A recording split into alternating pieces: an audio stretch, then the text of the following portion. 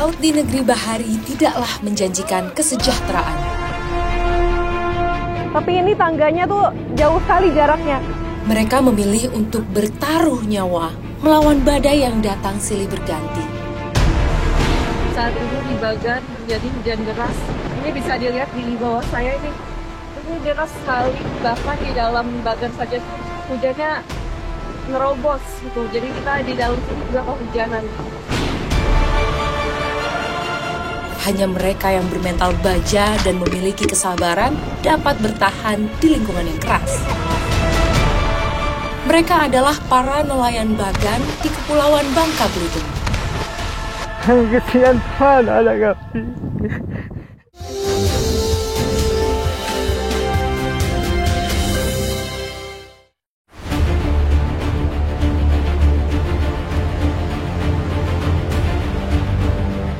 Kali ini saya menjumpai keluarga Nasir di Desa Kurau, Koba, Kepulauan Bangka Belitung. Desa Kurau lebih dikenal oleh warga lokal sebagai Kampung Bagan. Hal ini dikarenakan hampir sebagian besar penduduknya bekerja sebagai nelayan di Jermal atau Bagan. Nasir adalah seorang nelayan pekerja keras yang bertanggung jawab terhadap kehidupan keluarganya. Sayang, kerja keras Nasir seakan tidak pernah cukup. Jurang kemiskinan menjerat keluarganya. Alhasil, kedua anak lelakinya, Ariel dan Reva, harus putus sekolah. Tidak ada pilihan lain. Nasir meminta mereka membantunya bekerja di Bagan. Beruntung saya dan tim Indonesiaku diperbolehkan untuk ikut ke Bagan yang berada di tengah laut. Jumiati, istri Nasir, turut mempersiapkan kebutuhan yang diperlukan. Hal ini tidaklah mengherankan karena mereka harus tinggal di Bagan selama berbulan-bulan. Pak, biasanya kalau ini jangkar ini tuh buat apa sih Pak sebenarnya? Untuk Bagan lah ya. Oh, di pinggir-pinggirnya gitu ya Pak ya? Di pinggir. Untuk kalau kita mau bikin Bagan itu harusnya dikasih semua jangkar supaya tidak bergerak ya. Setelah semuanya siap, saya bersama Nasir, Ariel, Fadil, dan Nenek Bondeng berangkat menuju Bagan. Nih kita sedang menuju ke kapal ya, karena kapalnya sudah siap.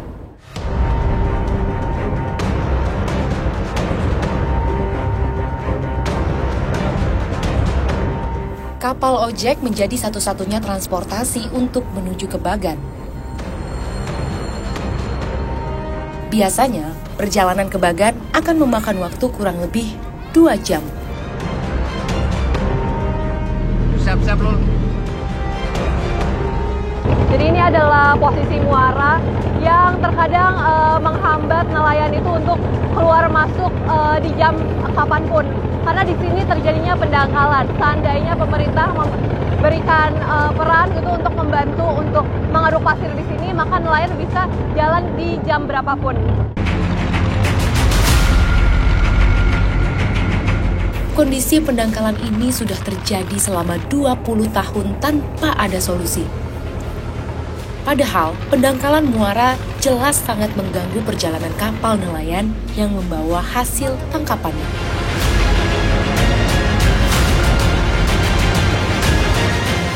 Setiap hari, kapal ojek ini hanya memiliki 2 jadwal berlayar, yaitu jam 2 pagi untuk pengantaran dan jam 5 sore untuk penjemputan.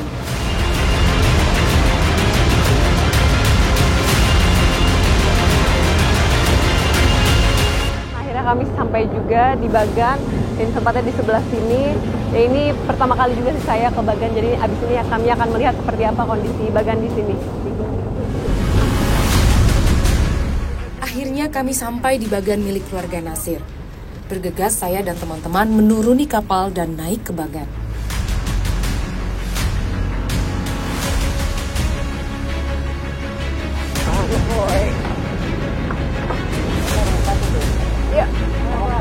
Ya, ini pertama kali saya naik ke Bagan dan agak seram ya karena ini benar-benar tinggi dan ini di atas laut.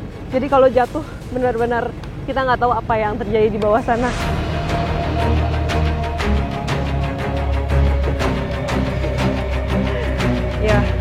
Iya.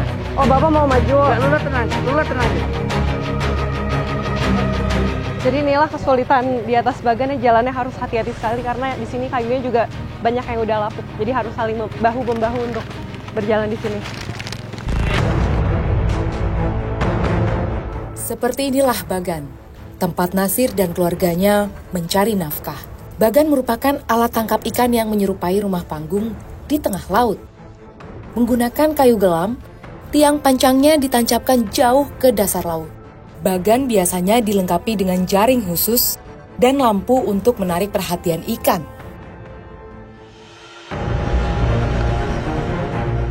Memiliki bagan seakan menjadi pertaruhan besar bagi Nasir, karena membutuhkan modal yang besar untuk membangun bagan yang terlihat sederhana ini. Nasir bahkan harus mengeluarkan uang hingga 30 juta rupiah.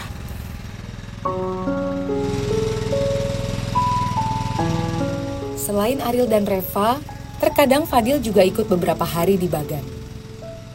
Anak bungsu Nasir ini diajak jika sekolahnya sedang libur.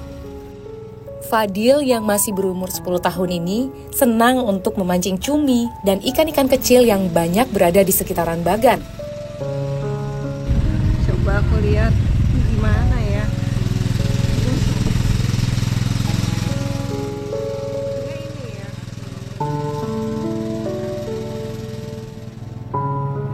Meskipun Fadil masih kelas 4 SD, namun ia sadar untuk membantu bapaknya yang mungkin kesulitan untuk mencari cumi dan lain-lain. Makanya seringkali Fadil datang ke sini dan mencari cumi untuk nantinya dijual ke pelelangan.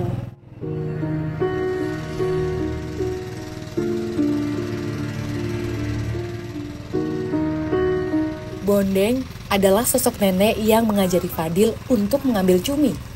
Ia sudah melaut sejak muda bersama almarhum suaminya. Bondeng sebenarnya tidak sampai hati membiarkan cucunya melaut selama berbulan-bulan. Makanya, sesekali nenek Bondeng ikut dan menginap beberapa malam di Bagan. Wah, ini langsung dapat 2. Jadi ini hasil dari tangkapan emak ya, langsung dapat 2 cumi. Ini mak jago banget sih.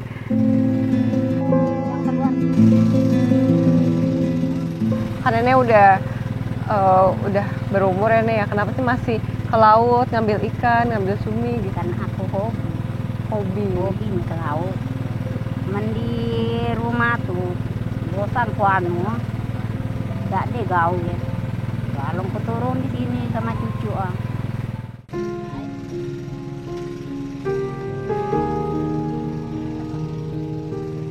Melihat Nasir yang sudah kerepotan untuk menafkahi keluarganya, Bondeng tak mau menjadi beban.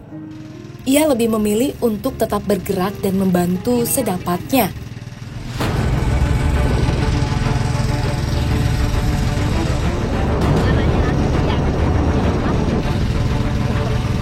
Jadi karena sekarang lagi hujan, jadi kita mau menanam dulu dan seperti itulah resiko para nelayan yang tinggal di Bagan harus siap menghadapi cuaca apapun di sini. Gimana Pak Mas pengalaman kita di Bagan hari ini? Ya kan, tadi itu kan di luar itu kan gerimis ya. Padahal elektronik kami itu kan emang rawan sama hujan. Kalau netting ya masuk dulu terpaksa nih, nanti baterai dan macam-macam. Nanti kalau udah selesai ya kita keluar lagi, karena ini ruangan ini memang tidak memungkinkan karena kan masih ada nenek dan lain-lainnya gitu. Bahkan ruangan ini untuk memasak tuh. Jadi abangnya tuh masak tuh. Ya Bang lagi masak apa hari ini Bang menunya? Pak kuning. Rempah kuning. Ya. Iya, uang sekecil ini buat tidur, buat masak. Bahkan kadang-kadang mereka sampai berhari-hari. Sampai sebulan bahkan ya Pak ya. Ya gitu. Gimana Mas Riko tadi waktu injek-injek itu tuh susah nggak sih Mas Riko? Ya, dan baru pertama di Bagan itu saya itu agak mau jatuh gitu, jadi harus benar-benar ngatur keseimbangan, apalagi juga bawa kamera, jadi harus benar-benar hati-hati. Setiap hari, proses pengambilan ikan dimulai pada jam 8 malam. Hal ini dikarenakan ikan yang lebih aktif bergerak di malam hari. Selain itu, Posisi pemutar yang berada di pinggir bagan membuat nelayan beresiko terjatuh atau terpukul. Lampunya kenapa Pak harus dimatiin? Karena kita nih yang ikan di luar itu bisa masuk semuanya ngumpul, bisa ngumpul ke bawah ini. Oh gitu, kalau lampu nyala kayak gini nggak mau ya Pak ya? Gempar ikannya. Metode menyalakan sedikit lampu dapat memancing ikan untuk mendekat. Karena dengan adanya cahaya, serangga dan plankton akan datang dan menjadi makanan ikan. Seringkali, nelayan kurang beruntung ketika menarik jaring. Jika dipenuhi ikan, terkadang jaring malah robek atau putus. Nasir bersyukur, tangkapan ikan hari ini terbilang cukup banyak. Pada masa-masa sulit, Nasir pernah merugi akibat tidak mendapatkan ikan sampai 1 minggu. Ada banyak faktor yang mempengaruhi jumlah tangkapan ikan, seperti kondisi alam, waktu melaut, dan keberadaan ikan di laut. Bagi para nelayan bagan, kondisi alam seperti cuaca menjadi penentu utama akan jumlah ikan yang didapat.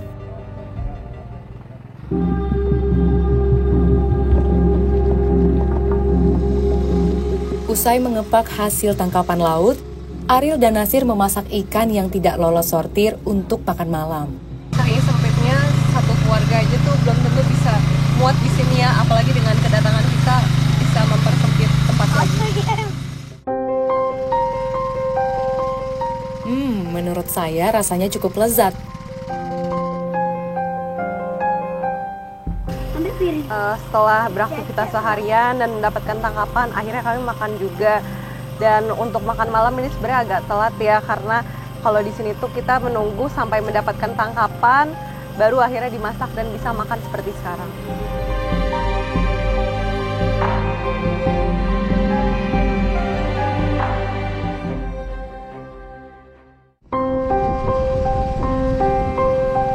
Karena keterbatasan ruang, sebagian dari kami harus tidur di luar. Ibu sama Ade biasa emang kalau tidur di sini, Bu? Iya. Di sini. Jadi seperti inilah kondisi mereka ya. Makan, istirahat, dan tidur harus di sini. Bisa dibayangkan apabila hujan, badai di tengah laut seperti ini, airnya tampias, itu sedih sekali sih.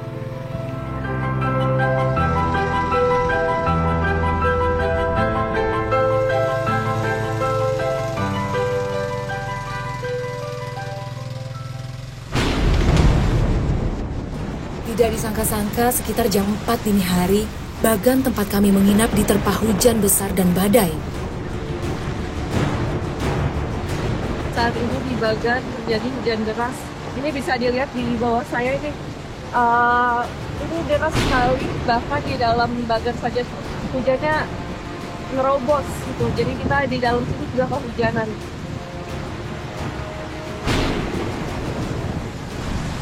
Ya Tuhan, rasanya mengerikan sekali. Ombak dan angin seakan menghempaskan bagan sederhana ini.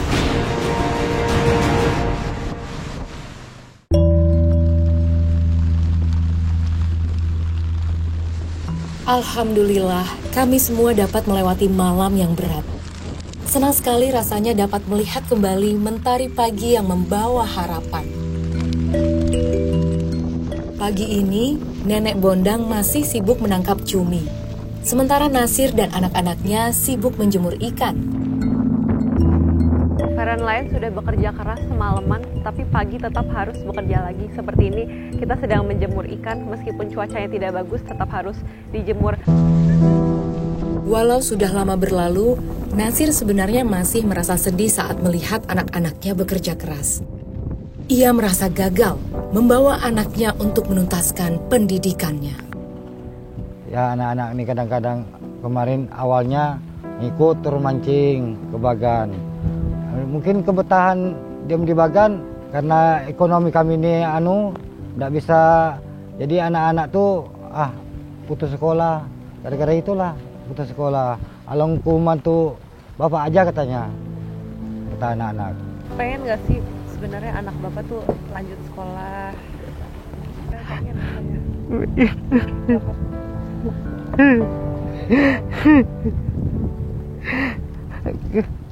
Kami kesian sama anak kami. Kami telantar ke Bagan. Tidak bisa, Pak. Kata aku tidak usah lah, kamu nyuruh saya aja mencari. Tidak mau dia, tidak mau. Katanya aku mau bantu orang tua aja lah, mau bantu bapak aja katanya. Sudah 1 tahun sejak Revaldi meninggalkan bangku SMA. Cita-citanya menjadi polisi harus ia relakan demi membantu orang tuanya mencari nafkah. Saya pengen bantu orang tua aja, Kak. Ekonomi orang tua saya sulit, Kak. Untuk adik-adik saya sekolah. Sampai sekarang masih kepengen nggak sekolah lagi? Pengen, Kak. Kamu Mau gitu. pas sekolah cita-citanya jadi apa? Cita saya jadi polisi, Kak. Ya, cuman nggak kecapek, Kak. Nasib yang sama harus dihadapi oleh Ariel. Sudah terbiasa dengan tanggung jawab barunya, membuat ia sudah melupakan keinginannya untuk bersekolah. Kalaupun ia bersekolah, ia sudah bertekad untuk melanjutkan pekerjaan ayahnya setelah lulus pendidikan. Nah, kasihan karena ada adik-adik saya 4 mau dia sekolah kan.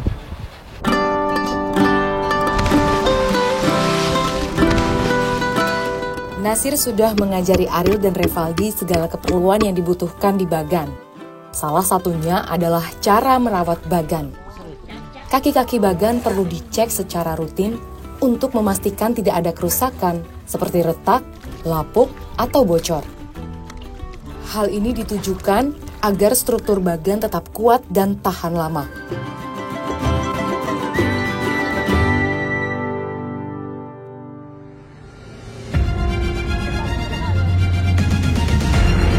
Ini sudah waktunya kami pulang dan berkeliling dengan ojek. Tapi ini tangganya tuh jauh sekali jaraknya. Mas, ini aku napaknya kemana lagi, Mas? Pakai lutut. Di mana sini? Sini. Jangan. Biasanya di mana? Di sini, beneran. Kuat nggak? Kuat. Oke.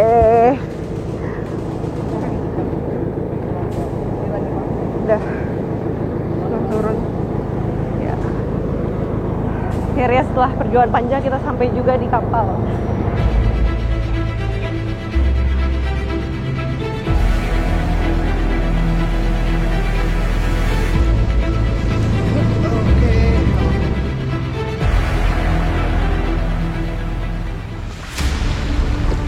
Berat sekali dan lumpurnya juga mempersulit pergerakan, tuh terasa sekali dorongnya tuh.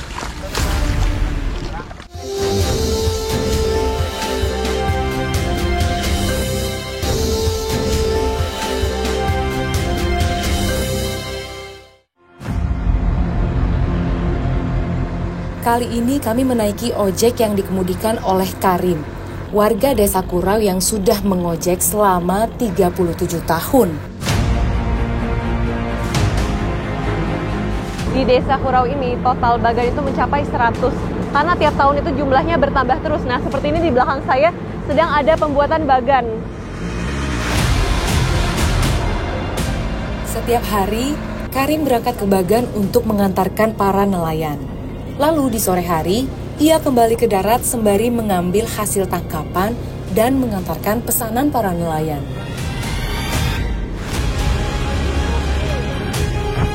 Ya, ini posisinya kami sudah sampai di salah satu Bagan yang menitipkan barang kepada Pak Hari untuk mengantarkan barang ke atas. Oh, udah.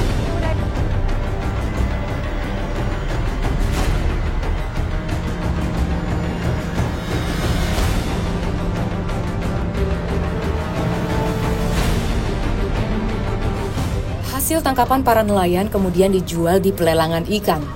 Dengan hati yang gembira, Nasir memberikan ikan dan cumi hasil kerja keras ia dan anak-anaknya di Bagan kepada Jumiati. Kalau Ibu sendiri, gimana sih Bu perasaan Ibu dengan kondisi keluarga Ibu yang lebih sering menginap di sana dibandingkan di rumah kan? Kamu ikut perhatiin juga sih, tapi kan mau diapain lagi? Memang udah kayak gitu memang kerjaannya kan, nggak bisa dirubah-rubah lagi. Dari dulunya kan memang nelayan memang. Sebelum kami masuk itu anak-anak pada putus sekolah kan, memang nelayan memang. Udah nelayan memang. Jadi kan ada lagi masalah suka duka, kalau misalnya tengah hasil ini kan, alhamdulillah.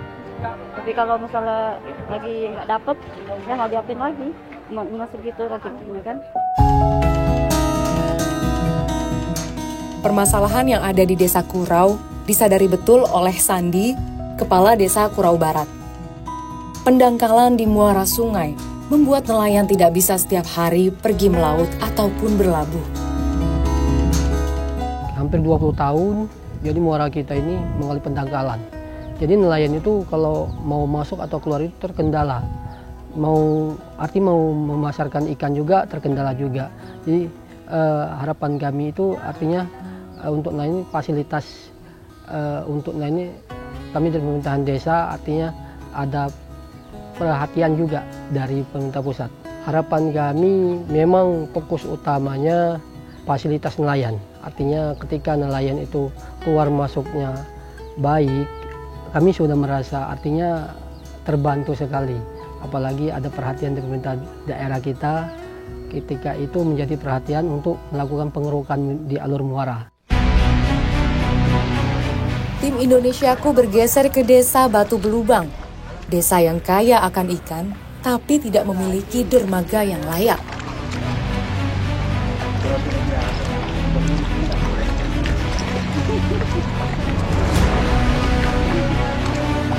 Ini tuh mendorong perahunya juga susah karena lumpurnya tuh tinggi sekali. Ini bahkan tadi saya pakai sepatu tuh copot sampai nyangkut di bawah. Nelayan yang seharusnya bisa menepi ke dermaga terpaksa menggunakan jasa ojek untuk mengangkut hasil tangkapan mereka. Ya, ini kita lagi mendorong kapal tongkang ya berisi ikan-ikan yang dia ambil dari kapal-kapal yang berasal dari nelayan Bagan. Di satu sisi, kesulitan ini memberikan lapangan pekerjaan bagi para pemilik kapal dan ojek pendorong kapal. Tadi Bapak udah berapa lama Pak dorong? Udah sekitar 3 tahunan. Oh, 3 tahunan. Iya, 3 tahun. Ini emang selalu dorongnya sejauh ini Pak? Enggak juga sih. Enggak juga ya? Kalau kira-kira bulan 9 bulan 10 tuh ada banjir kita bongkar. Oh, jadi nggak sejauh ini ya Pak ya? Seperti inilah kondisi kru ya saat syuting juga ikut bersama dorong-dorong. Pak Jono gimana nih Pak sejauh ini dorong-dorong? Agak susah memang. Kerjanya agak susah karena kadang-kadang kakinya tuh masuk ke dalam lumpur jadi susah diangkatnya gitu. Kadang-kadang kesel ya ini sepatunya. Tadi juga kita nginjek beberapa kali ada yang karang dan lain-lain ya Pak ya, kerasa. Iya betul. Pak dorong lagi Pak, semangat. 3 tahun sudah berlalu sejak Rizal pertama kali bekerja sebagai ojek dorong perahu. Setiap harinya, Rizal bolak-balik mendorong perahu dengan jarak sampai 2 km. Ya kalau misalnya hasilnya agak lumayan, ya lumayan juga hasilnya. Tergantung dari penghasilan orang Bagan juga. Kalau nggak salah aku ada yang 300 dapat. 300.000 untuk 20 hari Pak? Iya. Tapi Pak, untuk ngedorong ini jarak berapapun upahnya berarti sama aja ya Pak? Sama aja. Iya memang ibaratlah sudah jadi tanggung jawab kita ya kan. Di sisi lain, para nelayan terpaksa harus mengeluarkan uang lebih demi menjual hasil tangkapannya. Sesampainya di tempat pelelangan, ikan-ikan yang ada langsung ditaruh dan ditimbang. Ini menjadi momen yang ditunggu-tunggu oleh para penjual ikan. Berbekal kertas dan pena, mereka mencatat jumlah dan harga ikan.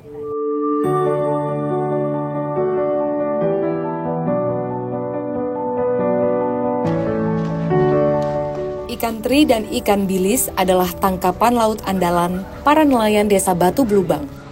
Kedatangan kapal tongkang tanpa henti di tempat pelelangan ikan Batu Belubang menunjukkan adanya suplai ikan yang tidak terbatas.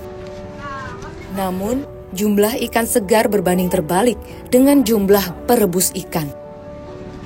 Ketersediaan ikan yang melimpah membuat para perebus ikan justru kewalahan dalam mengolah ikan.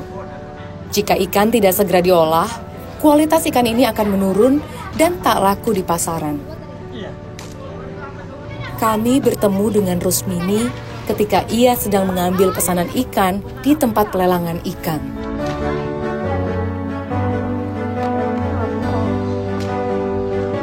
Karena suaminya sedang sakit, Bu Rusmini harus mengambil alih pekerjaannya, yaitu mengangkut ikan. Ibu, ini aku izin ikut di belakang boleh nggak ya? Bisa nggak itu naik? Bisa sih harusnya nih. Bismillah kita coba ya. Dia kan ngambil syuting dia. Oke, udah siap Bu, berangkat.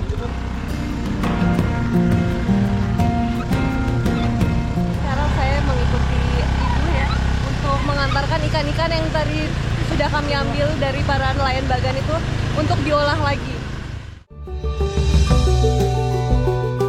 Kecelakaan yang tidak disangka-sangka menimpa suami Rusmini saat sedang mengambil ikan. Sudah 3 bulan berlalu. Tangan suami Rusmini yang cedera belum kunjung pulih. Sejak saat itu, Rusmini menggantikan suaminya mengambil ikan dari tempat pelelangan.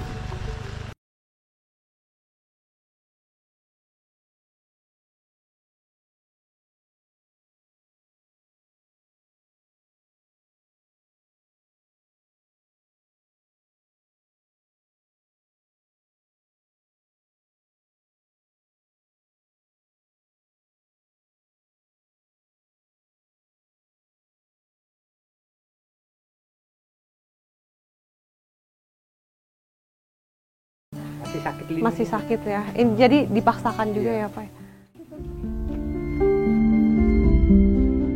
Sedih mas sedih, cuman kita kan mau bagaimana lagi. Sudah tua masa kita mau neteskan air mata? Woi, enggak lah.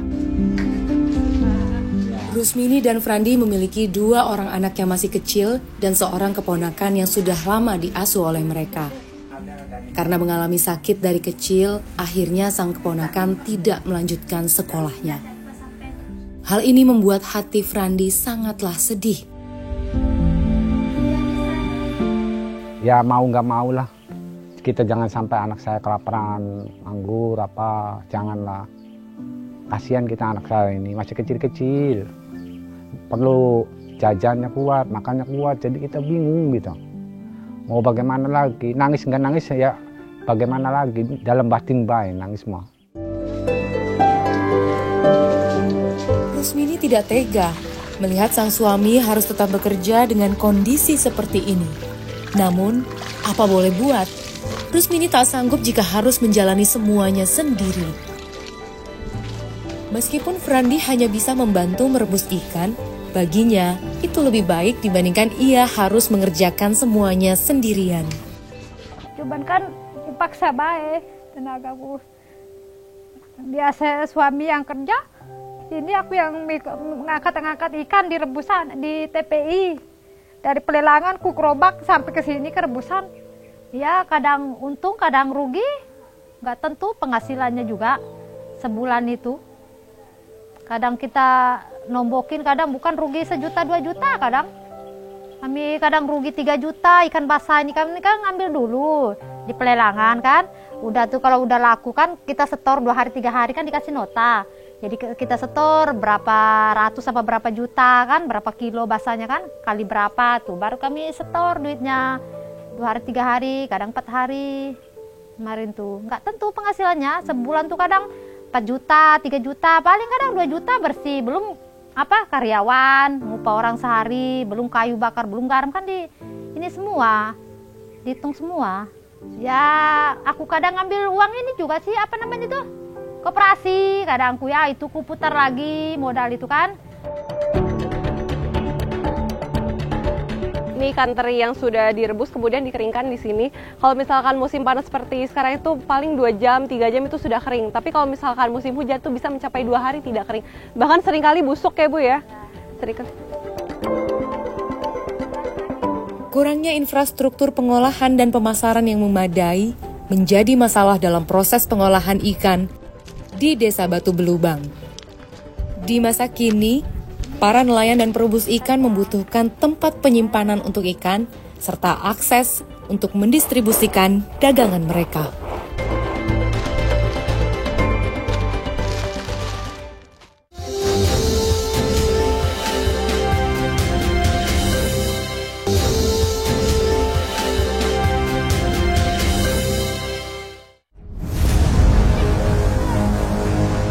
Miris, negara yang kaya dengan hasil laut, tidak berhasil memakmurkan rakyatnya.